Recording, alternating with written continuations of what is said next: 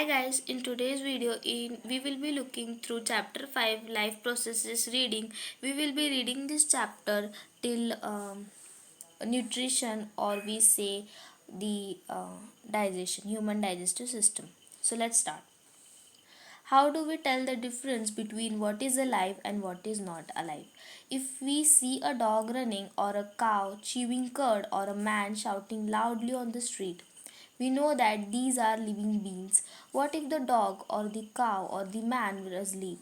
We would still think that they were alive. But how did we know that? We see them breathing and we know that they are alive. What about plants? How do we know that they are alive?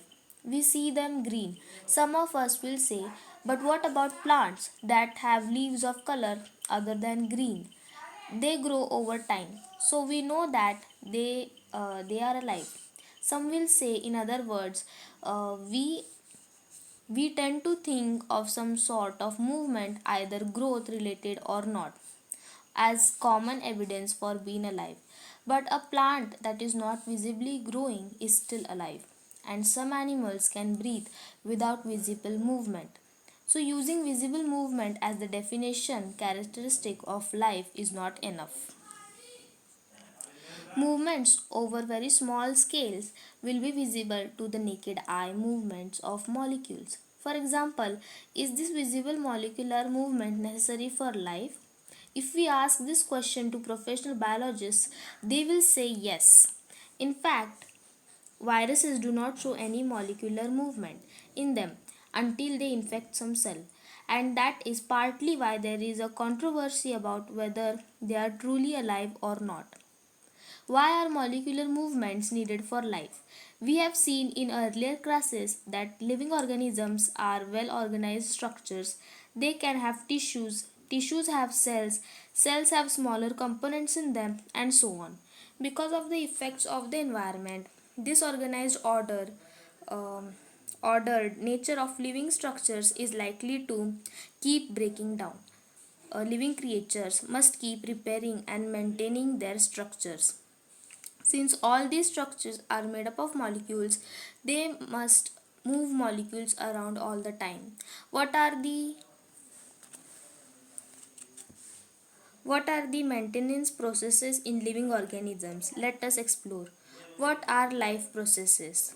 The maintenance functions of living organisms must go on even when they are not doing anything particular. Even when we are just sitting in class, even if we are just asleep, this maintenance job has to go on. The processes which together perform this maintenance job are life processes. Since these maintenance processes are needed to prevent damage and breakdown, energy is needed for them. This energy comes from the outside of the body of the individual organism. So there must be a process to transfer a source of energy from outside the body to the organism, which we call food, to the inside, a process we commonly call nutrition. If the body size of the organism is to grow, additional raw material will also be needed from outside. Since life on earth depends on carbon based molecules, most of these food sources are also carbon based. Depending on the complexity of these carbon sources, different organisms can then use different kinds of nutritional processes. The outside sources of energy could be quite varied since the environment is not under the control of the individual organism. These sources of energy, therefore, need to be broken down or built up in the body and must be finally converted to a uniform source of energy that can be used for the various molecular movements needed for maintaining life structures, as well as to the kind of molecules the body needs to grow.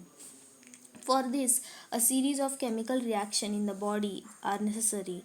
Oxidizing, reducing reactions are some of the most common chemical means to break down molecules. For this, many organisms use oxygen sourced from outside the body. The processes of acquiring oxygen from outside the body and to use it in the processes of breaking down of food sources for cellular needs is what we call respiration.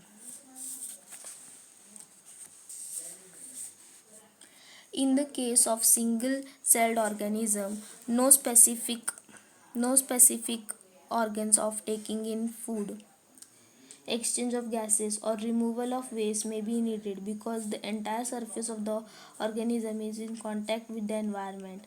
But what happens when the body size of the organism increases and the body design becomes more complex? In multicellular organisms, all the cell must not be in the direct contact with the surrounding environment. Thus, simple diffusion will not meet the requirements of all the cells. We have seen previously how in multicellular organisms various body parts have specialized in the functions they perform. We are familiar with the idea of these specialized tissues and with their organization in the body of the organism. It is therefore not surprising that the uptake of food and of oxygen will also be the function of specialized tissues. However, this poses a problem. Since the food and oxygen are now taken up at one place in the body of the organisms, while all parts of the body need them. This situation creates a need for transportation system for carrying food and oxygen from one place to another in the body. When the chemical reactions use the carbon source and the oxygen for energy generation, they create byproducts and that are not only useless for the cells of the body but could even be harmful. These byproducts are therefore needed to be removed from the body and discarded outside by a process called excretion. And if the basic rules of the body design in multicellular organisms are followed, a specialized tissue for excretion will be developed, which means that the transportation system will need to transport waste away from the body uh, sorry excretory tissue. Let us consider these various processes so essential to maintain life one by one. Now in next video we will be looking through nutrition, and that's all for today. Thank you guys, bye.